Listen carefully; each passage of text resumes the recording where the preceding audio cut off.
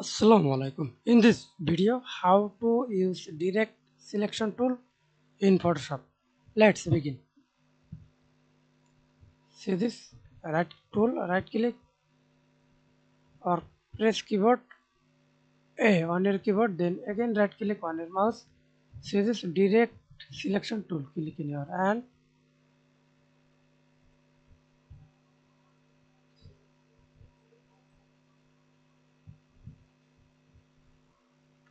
and simply click again, create a new layer, use direct selection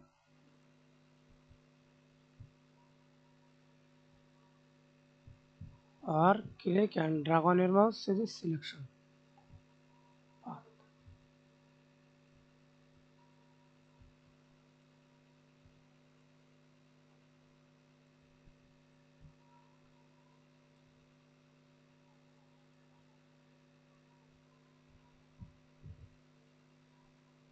That's it.